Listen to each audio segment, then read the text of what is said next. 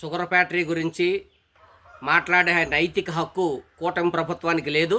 అందులో ప్రధానంగా పివిఎస్ఎన్ రాజు ఏదైతే ఉన్నారో జనసేన పార్టీ, ఆయన ఈరోజు చెరుకు రైతుల పట్ల మొసలి కన్నీరు కారుస్తూ ఒకసారి పవన్ కళ్యాణ్ దగ్గరికి, ఒకసారేమో నాగబాబు దగ్గరికి, ఒకసారేమో జిల్లా కలెక్టర్ దగ్గరికి వెళ్ళి ఈ బకాయిలు చెల్లించండి, షుగర్ ఫ్యాక్టరీ రైతులు ఆదుకోండి అని చెప్పేసి మొసలి కన్నీరు కార్చి రైతులు మబ్బు పెట్టి మోసం చేయడానికి ఈరోజు చూస్తూ ఉన్నారు. ఇది అత్యంత దుర్మార్గమైనటువంటి చర్య.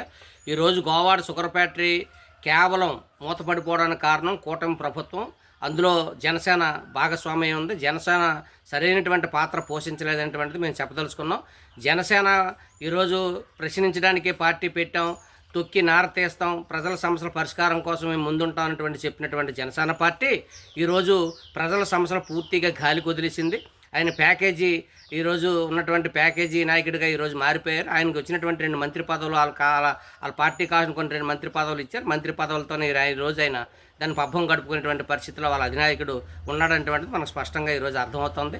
అందుకని జనసేనకి భవిష్యత్తు లేదనేటువంటిది ప్రజలు గ్రహించారు. అందుకని రానున్న రోజుల్లోని ఈరోజు ఉన్నటువంటి పరిస్థితులన్నీ చూసినప్పుడు గోవాడ షుగర్ ఫ్యాక్టరీని ఈరోజు ప్రజల్ని మబ్బు పెట్టి మోసం చేసి మొత్తం దగా చేసి రైతాంగాన్ని గొంతు కోసేటువంటి పరిస్థితి ఈరోజు కూటమి ప్రభుత్వం చేసింది.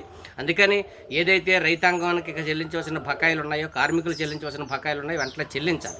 ఇప్పటికే రైతాంగం అక్కడ పెద్ద ఎత్తున అఖిల పక్షాలు ఆందోళన చేస్తానని, నిరసనలు తెలియజేస్తానని, వాళ్ళ సమస్యలు పరిష్కారం చేయకుండా వాళ్ళ సమస్యలు పక్కన పెట్టి మొసలు కన్నీరు కార్చి ఈరోజు ఏం పబ్బం కడుపుకోవడం చూడడం అనేటువంటి సరైనది కాదు.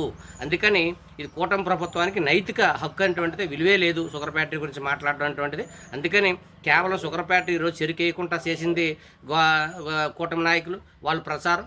అదేవిధంగా ఈరోజు చెరుకు రైతాంగం తీవ్ర ఉన్న చెరుకును కూడా ఎక్కడ తీసుకెళ్లాలో ఏం చేయాలనేటువంటిది తీర్చుకోలేనటువంటి పరిస్థితుల్లో రైతాంగం ఉన్నారు. దీంతో పాటు గోవాడ షుగర్ ఫ్యాక్టరీ అనేటువంటిది పూర్తిగా సర్వనాశనం అవడానికి, వాళ్ళ బకాయిలు చెల్లించకపోవటానికి, కార్మికులు బకాయిలు చెల్లించకపోవటానికి, ఫ్యాక్టరీని ఈరోజు పూర్తిగా ముంచేయడానికి కారణం ఈరోజు జనసేన కూటమి నాయకులు ఎవరైతే ఉన్నారో వాళ్ళు చేశారు.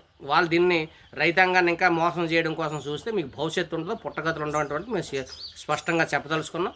కాబట్టి ప్రజలు దీన్ని గ్రహిస్తూ ఉన్నారు, అర్థం చేసుకుంటూ ఉన్నారు. అందుకని గోవాడ షుగర్ ఫ్యాక్టరీని వెంటనే తెరిపించే పని మీరు చేయండి, చేతనైతే మీకు దమ్ముంటే చేయండి. అంతేవిధంగానే మీరు గోవాడ షుగర్ ఫ్యాక్టరీ మీద రైతుల మీద మొసలు కన్నీరు కార్చి మీరేమో ఏదో కాగితాలు పట్టుకొని పేపర్ స్టేట్మెంట్లు ఇచ్చి పబ్బం గడుపుకుంటే ప్రజలు నమ్మరు అంటే మేము స్పష్టంగా చెప్పదలుచుకున్నాం.